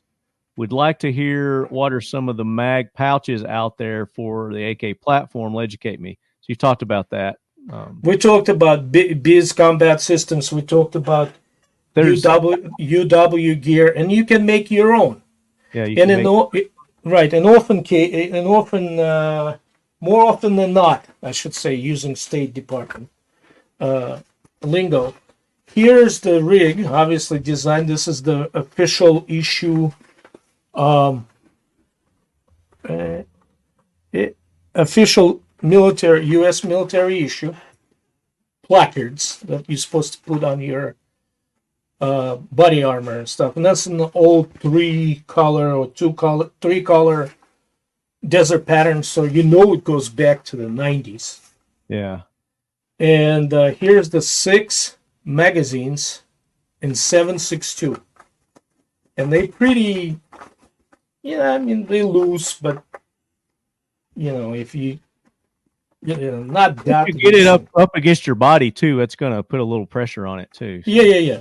And so I made it like a satchel rig. You could turn it into a chest rig if you want to, really. Yeah. Just have the straps crisscross to this D-rings, and then have another strap go around. But it's a satchel rig. There you go. It cost me, I think it was like a $5 each one of this placard. Yeah. There's all kinds of companies that are making mag pouches. And you can go as cheap as you want or as expensive as you want. And there's different numbers, different varieties of how many mags you can carry in those. And it's just sky's the limit out there. So, but Marco has given you some very good, reputable companies and products that he's personally tested and used. So definitely can't go wrong with those. Ray O'Shields, what's the best cigar to accompany an AK loadout? Oh, that's easy. That's the Monte Cristo Churchill. The Monte Cristo Churchill? Yeah. Okay. I'm not familiar with that one. I don't smoke cigars, so why would I? Okay. Give me a second. Oh, he's got one. Marco's probably got one there. So we got a lot of questions here. I don't know that we're going to be able to get through all of them, but everyone is eligible for the prize today. And just because you asked Ray and P-Man 50 questions doesn't make you more eligible or increase your odds of winning. That's not how it works. but I do appreciate all the enthusiasm and the questions. So, all right, Marco's back. So, did you find your? So yeah, no, that's not a Churchill, or part of it actually. Maybe standard issue. Camouflage. Woodland pattern from Century Arms International Oh, good Lord. from years ago, like I don't know, 15 years ago. That's funny. Very nice. I All don't right, know. next question is Gerald Link. Says, I want a damn good chest rig now that will stand up to use and abuse. Is there anything like this in the U.S. that will fit a fun-sized person? I mean, Marco's kind of fun-sized. He gave you a lot of options there. Not the little people. After my back injury, I've got a little bit more love than used to be. So There you go. you've The already best, right? The best chest rig.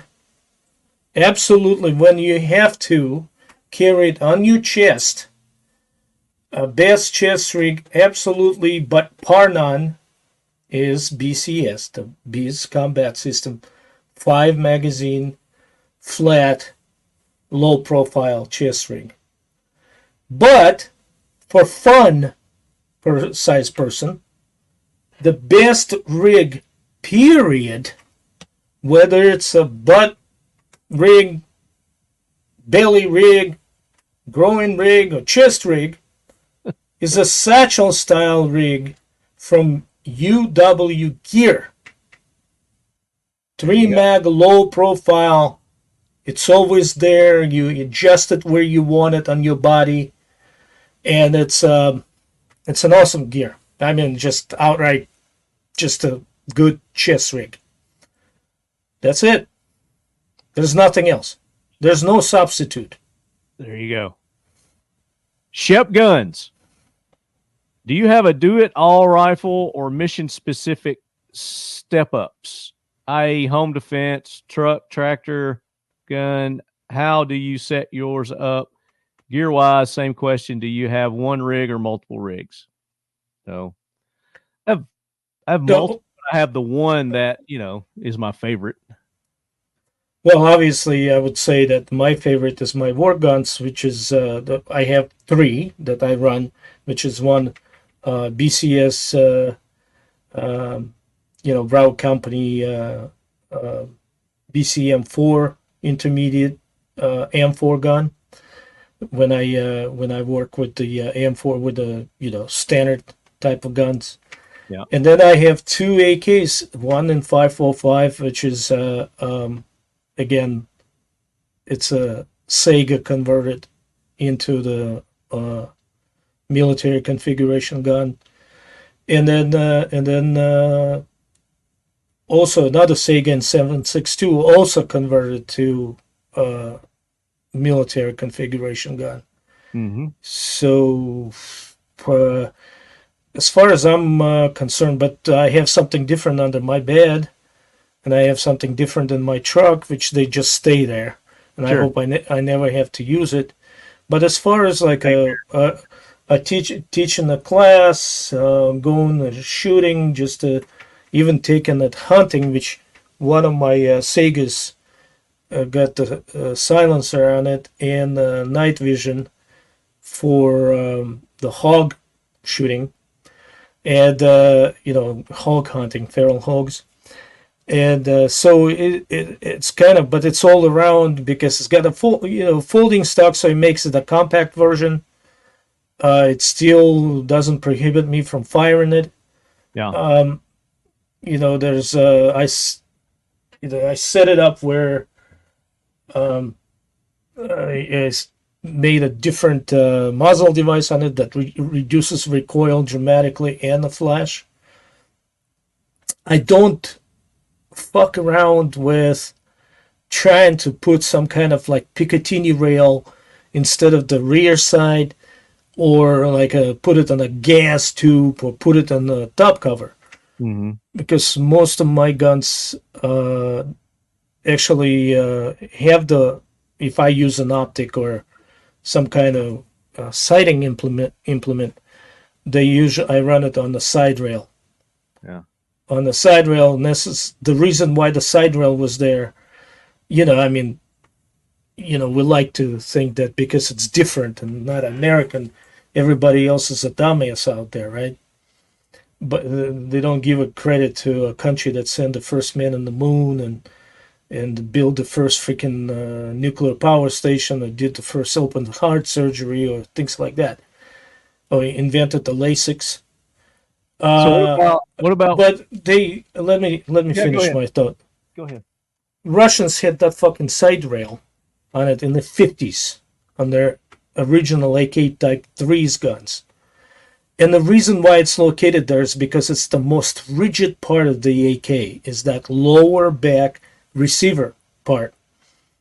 And since then, because you got that little rail, you can put any kind of a mount that would sit over the top of your gun, and what will not prohibit you taking it apart and cleaning it, or cleaning a jam or something. If your gun in fact jams, they do. AKs have malfunctions too.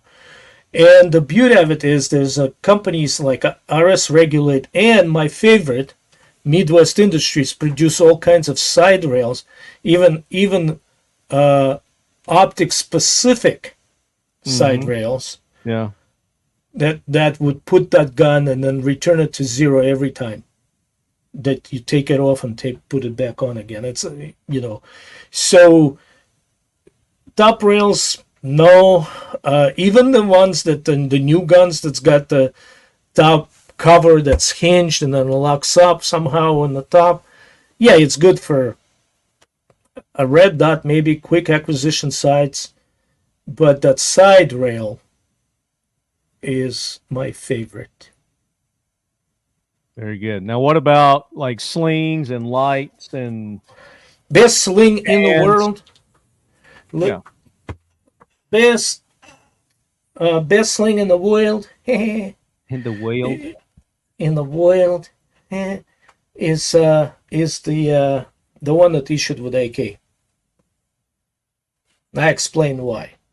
Okay. It's wide enough so it's comfortable. It's easy to adjust it like your regular belt. And it can easily swap between 2-point attachment to 1-point attachment without spending $100. Anything else that is inch or inch and a half even in nylon is going to roll on you and settle in the most uncomfortable places.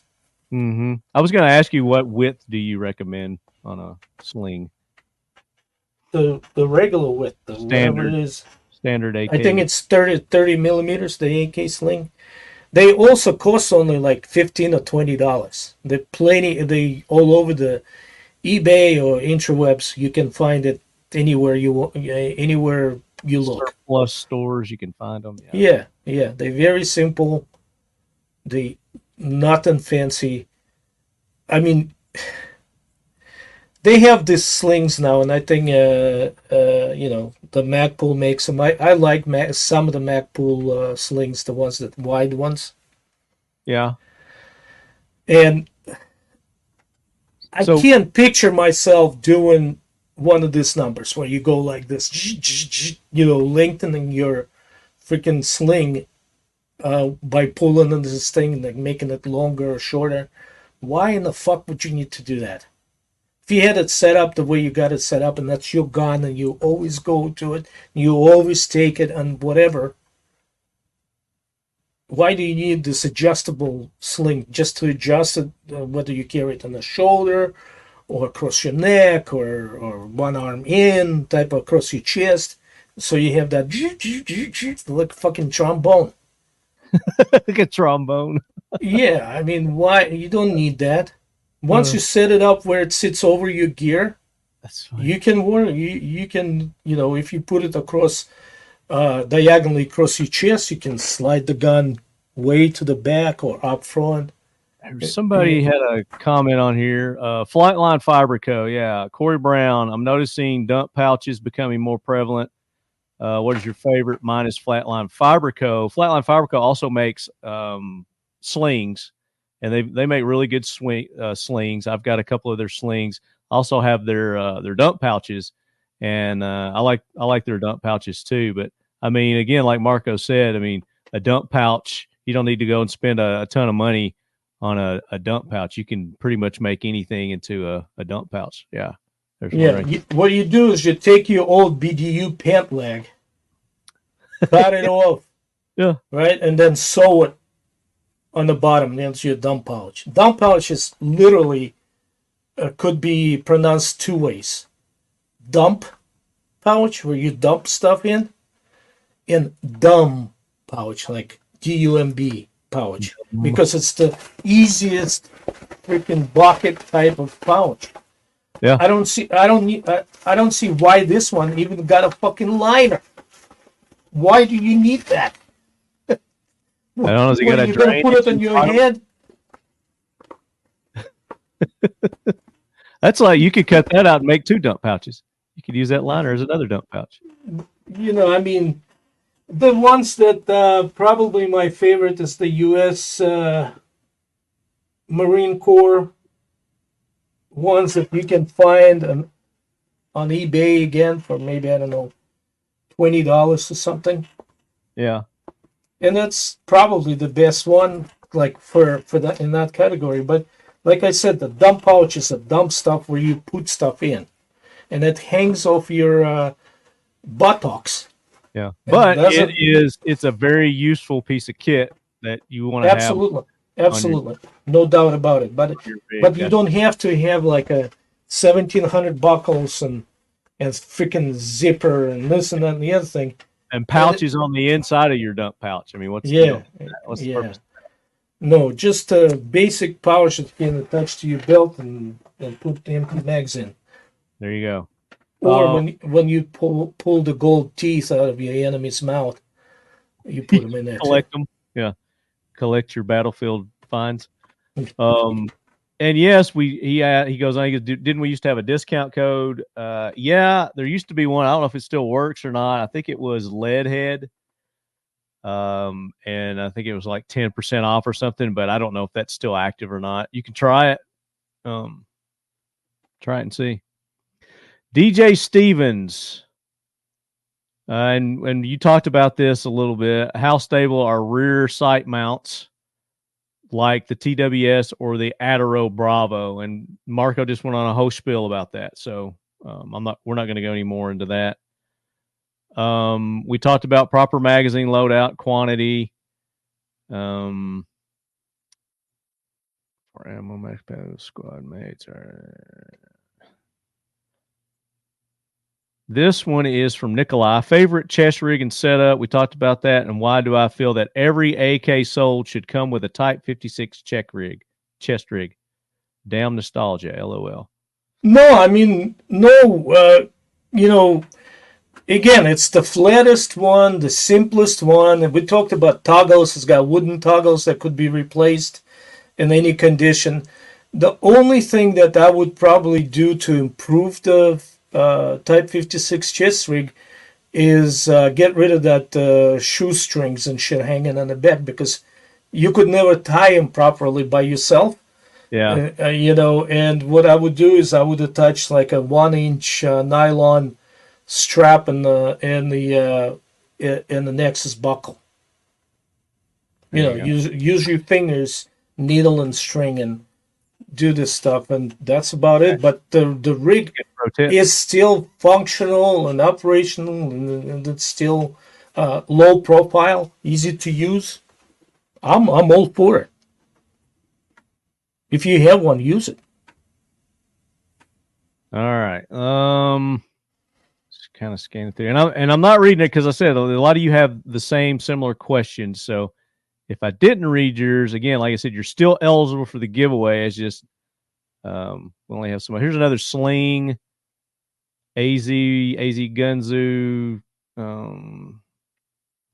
Slings on AKs. We talked about that. He says classic Soviet style or more modern and classic AK style is what Marco recommends.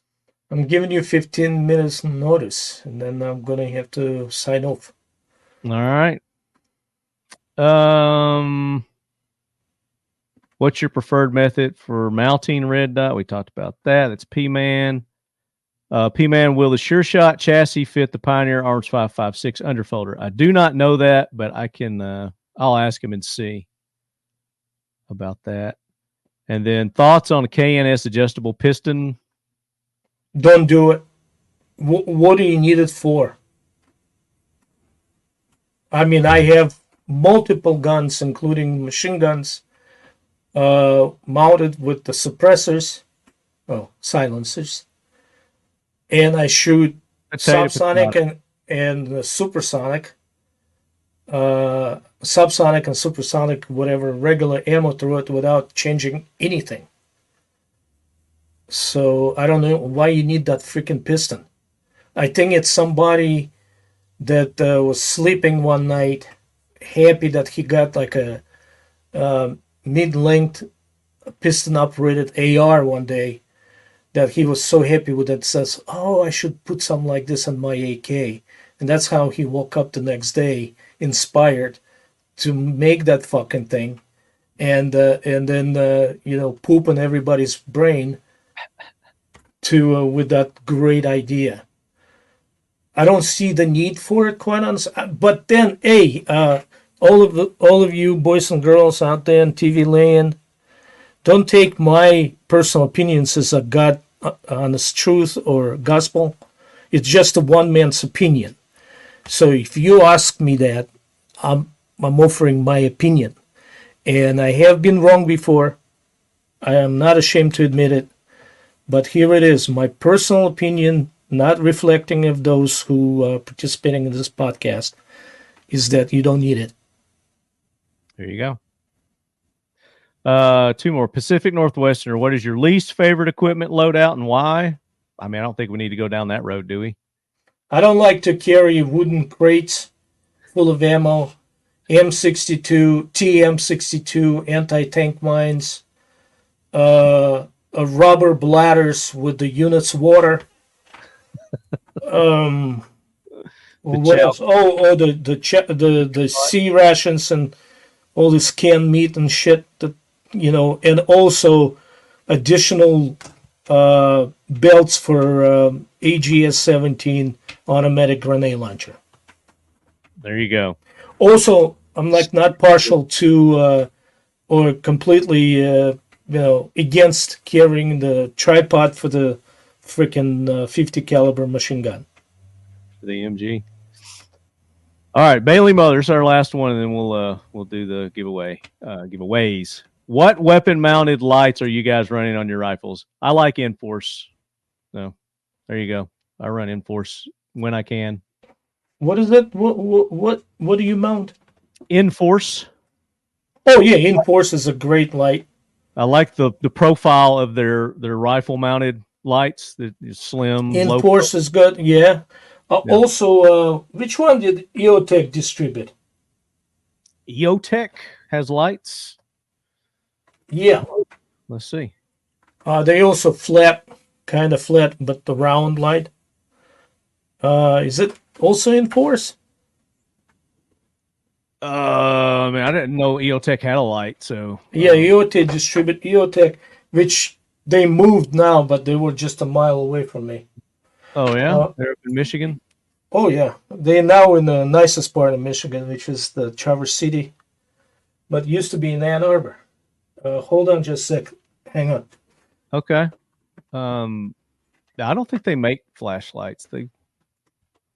They might have been selling somebody's, but on their website they don't have flashlights. They got night vision, thermal, lasers, rifle scope mounts, magnifiers, hybrid lights, holographic sights. Yeah, I don't think they have it.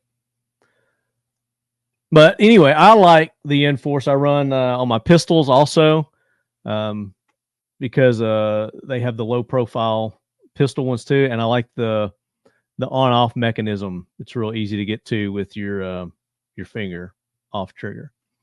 But they've got several I don't know, several. They got a couple of different pistol mounted lights, and then their I'll pull them up here. They're rifle mounted lights, against the low profile. So if you don't know what we're talking about, I am sharing it now for our viewing audience.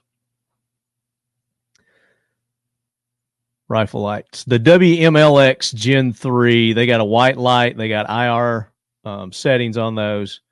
And real easy to put on. There we go. Off.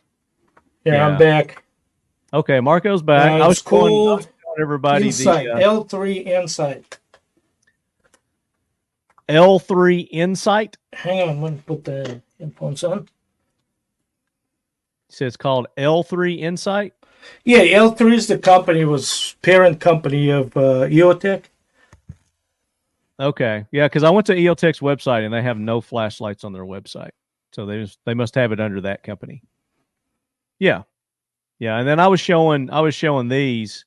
Yeah, that's I have them on my 9mm SBR and machine guns. Yeah, those are great rifle light, and then they've got pistol lights as well that I really like, and I run those as well. And they got the version which I buy is the IR and the white light. Right. Swappable. Yep. So there you go. That's and there's there's a plethora of lights out there too, and I'm sure everybody's got their. I think what Swamp Fox. Does Swamp Fox have lights, or there's just lasers? I don't know, but I'm about to go in 9 minutes. Okay, we're gonna wrap it up right here. So let's pick our winners, Marco. Let's go for the Seal 1 and Done complete gun cleaning kit care. The Seal 1 and Done. Let's give that to pick a number between 1 and 50. 32. 32. That is AZ Gunzu. AZ Gunzu, you win the Seal 1. Shoot me an email. Tell me what you won, and we'll need your mailing address to send out the Seal 1 and Done complete gun clean kit. You get a whole kit. All right, next is going to be the Mission First Tactical Dump Tray, this season's dump tray, which I've been using it. It's out in my garage. I use it all the time, every day. I know. I love those things. That, pick a number between 1 and 50. 66. I know. I did it on purpose. I'm going to half that. Say 33. How about that? Let's do a drumsticks. 11. 11. Okay. That is DJ Stevens. So DJ Stevens, you are the winner of the Mission First Tactical Dump Tray, AKKORNER Season 6 Pioneer Arms Corps version. Email me, talkinglead@gmail.com. Tell me what you won, and I'll need your mailing address. All right, Marco, the big giveaway. The 5.56 railed AKM with collapsible buttstock from Pioneer Arms Corps. Again, if you're not a winner and you want an AK, go to pioneerarmsus.com, use that code AKKORNER, and you're going to get $25 off plus 2 mags. But today's lucky winner, Marco, we're going to, again, between the 1 and the 50 there. Really? Do you want to do that, or you got somebody in mind? Was there a question there that you liked? Yeah, I like the question. I liked one particular question, which underlined my whole spiel today, which I probably pissed off a few people, but I apologize for that. Again, it's only my opinion. The one question that kind of underlined the whole thing about picking a rig and making it yours. Mm-hmm. Is the one about that Zbruja partisan rig. Oh, our very first question, that was the Snuggly Spetsnaz. There you go. You see, it's in the name. There's the Snuggly Spetsnaz. So, Snuggly, congratulations. Now you can run a Pioneer Arm. You can run a real AK at your competitions now. So you got a 5.56 railed Pioneer Arms AKM email me, talkinglead@gmail.com. Again, all laws apply. You have to be old enough and eligible and, in your state, blah, blah, blah, which I think you are because you're running AKs and doing all the competitions and stuff. You're going to need your FFL. So send your FFL along with that, and then we'll send that on to CJ. And I wish CJ could have joined us. Of course, he's on the road. And as he stated, if you spot him during his trip from Florida to Alaska and then Alaska back to Florida, then he will give you an AK. He'll give you a rifle. So you got to flag him down and talk to him first and let him know how much you appreciate him sponsoring this year's AK Corner. But yeah, and I've posted a link, not a link, but pictures of what his Toyota looks like because he came by Murfreesboro on his way. We had dinner and, we talked guns, talked about the September giveaway, which is going to be this. It's going to be a Hell Puppy Pro, and it's going to come with all the accessories. And if they've got the adapters for the Picatinny, it'll come with that too. But Marco and I will give you details on what to do for that. There's going to be some trivia involved coming up. So stay tuned, be listening for that. But yeah, if you're out and you see CJ, and I'll make some posts on Instagram kind of giving you hints. I think he's actually in Canada now. So he's kind of was at home base. He's in the free zone right now where if you see him, he can't give Canadians guns. So you guys aren't eligible if you're Canadian. So no guns for Canadians, hey? No guns for Canadians. No, they're not eligible for this giveaway. Nothing personal. You can talk to your czar about that. That's all I got to say about that. No guns, hey? You hosers. So Marco, again, thank you so much. Great episode, full of legication here for our listeners. Again, Marco has several books out, but if you get an opportunity, and he gave 2 of these away last episode. I didn't read our bullpup guy. He had a bullpup question for you. Don't forget, Marco, bullpups can be attached anywhere on kit, and don't forget about AGO and his MV AUG. So MV. Be hurt. Yeah. He keeps them. All right. Well, be hurt. Bullpup jab every time. Yeah. Awesome. Keep them coming. But here's a quick question for you to suspending your bullpup. You can also suspend cast iron pan just about anywhere on your loadout. There you go. But it's probably going to be as useless as. Actually, you can make some Russian kasha on some open fire and feed your unit with a cast iron pot.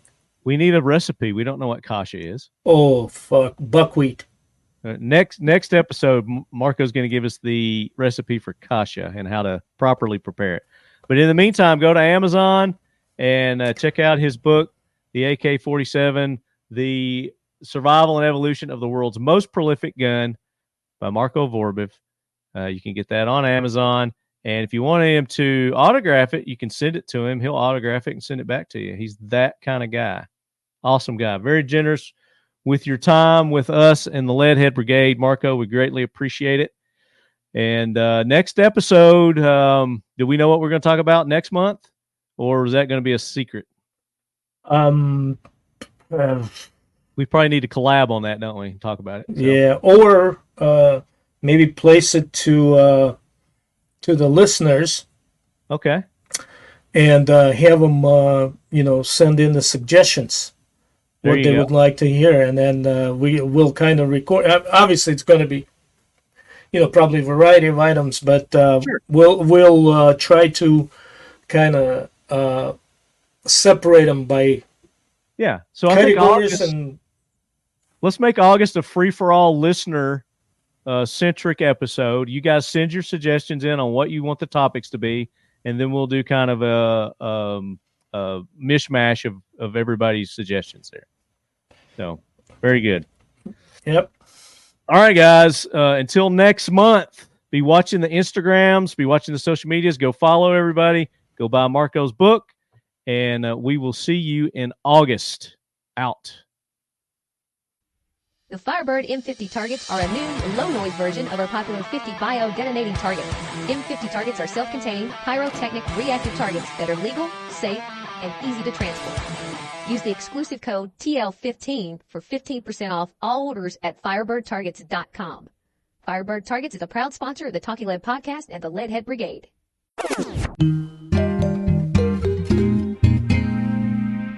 The sheriff's departments and like anything that's southwest and southeast and west of Mississippi and anything in between carried 40s for a reason, because they did the ballistic studies and so on and so on. And so they couldn't get in with their 9mm pistol. So they started, they created that, whatever that numbers was, it 22 or 20, whatever the Glock in 40. Yeah, the 22. Yeah, that fucking thing starts to blow up. I mean, they couldn't build so USP 40 was built as a 40 caliber pistol, whereas Glock 22 was just another Glock 17 but chambered in a 40, which is by far higher pressures and shit. Right. And then they start blowing up, so they couldn't sell them to the police department. So they start demonizing the 40. Said 40 is just like a fucking 9 plus P plus PP plus Z 9 LGBTQ. It shoots exactly the same. And that's how they were able to get into the market. But now, the police departments, now that they can get the Zigs in 40 and some reliable other guns, they all going away from the 9mm Glock. And you know why that is? I assume it was because of ammo marketing, where they were just trying to get people to start shooting 9, use 9. Nah, everybody shot 9 who wanted 9. But the thing is, I mean, it loses to 40 like it's not even close. Penetration-wise, the accuracy-wise, the everything-wise, especially penetration and the stopping power. Yeah. Out of 3 major calibers like 9, 40, and 45, 40 stands on its own. But, oh, it's a snappier. Well, this is because you never shot the USP 40. It shoots probably softer than any fucking 9mm Glock. Yeah. It's in design. Tune it, right? The springs and everything go into that. Everything. It's a design of a gun. It's not. You can't just take a fucking Glock and 9mm that was designed for it. It's a design around the round.